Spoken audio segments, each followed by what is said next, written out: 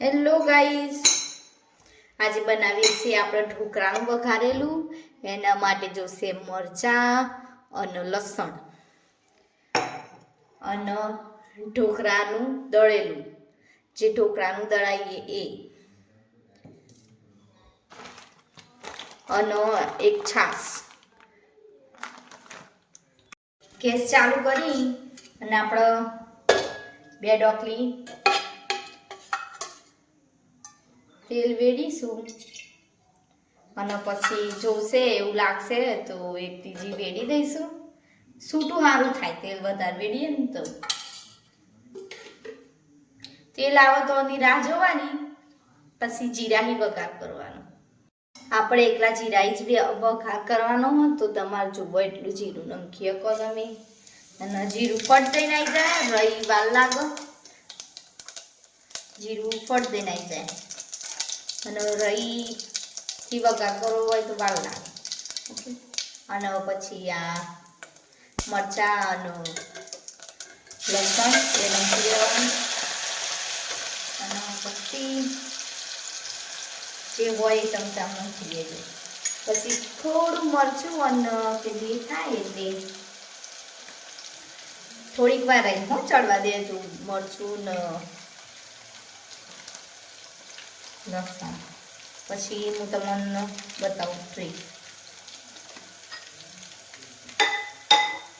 અવાજ આવતો હશે કારણ કે ઘરમાં બનાવી એટલે અવાજ તો આવશે ગાઈસ, કારણ કે મહેનત કરવી હોય તો ઘરનો થોડો સપોર્ટ જોવો. અને પછી થોડો હાથ આગો રાખી અને છાશ વેડવાની, કારણ કે બળાય નહીં. અને છાશ ને તમારે ઓગળવા દેવાની, એટલે થોડીક વાર ઉકળવા દેવાની. ઓગળવા જો ઉકળવા દેવાની, નહીં ફાટો હો ગાઈસ, એવું વિચારતા નહીં ફાટી જશે, નહીં ફાટે. સેજ પાણી ઉમેરજો એટલે નહીં ફાટે. વધારે નહીં, થોડુંક જ પાણી ઉમેરવાનું, જેટલું તમારે જરૂર હોય. થોડુંક વધારે નહીં, છાશ નહીં ફાટે. અને ઉકળવા દેશું આપણે ગાઈસ. થોડીક સેજ છાશ ઉકળે ને ધીમા ગેસ ઉપર ઉકળવા મૂકજો.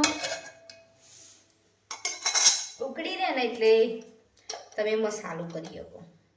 પહેલું તો આપણે ધોણા જીરું નાખીશું, પછી હળદર વધારે નાખજો, થોડું સારું લાગશે. મને થોડી હળદર ઓછી ભાવે પણ આમાં નાખવી પડે. મરચું નાખીશ, એક લીલું તો નાખજો જ, બીજું હૂકું. જે આમાં મસાલો કર્યો હોય ને એ જ પછી લોટમાં નહીં કરવાનો, એટલે આમાં વધારે કરી દેજો. છાશમાં જ મીઠું,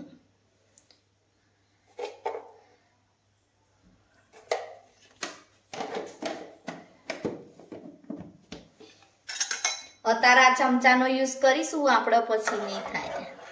થોડો મસાલો આમાં ચડવા દેવાનો છાશમાં.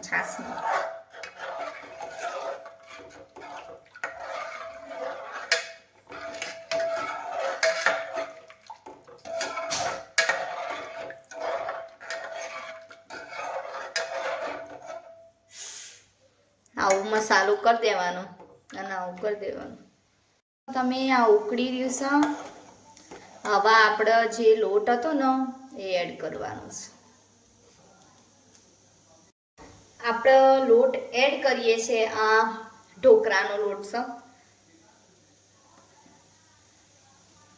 આ લોટ એડ કરી દીધો અને તમારી સેફટી માટે લઈ શકો તમે.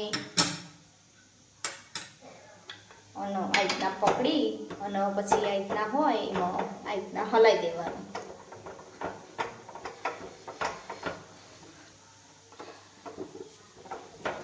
મસ્ત થઈ જશે.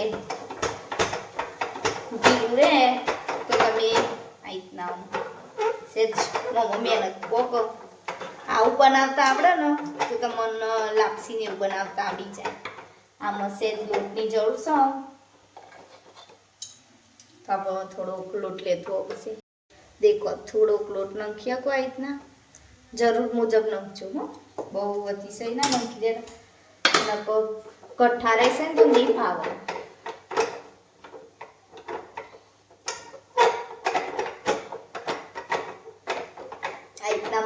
હલાવવાનું, એકદમ મસ્ત.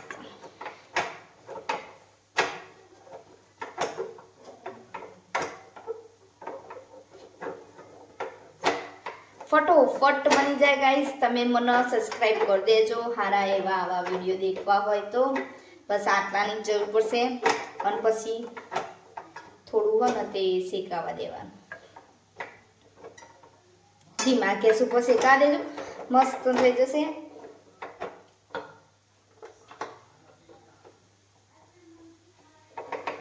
અને મસ્ત ચડવાઓ લે. તમે નીચે કોઈ બી જાતની તમે તવી મૂકી શકો.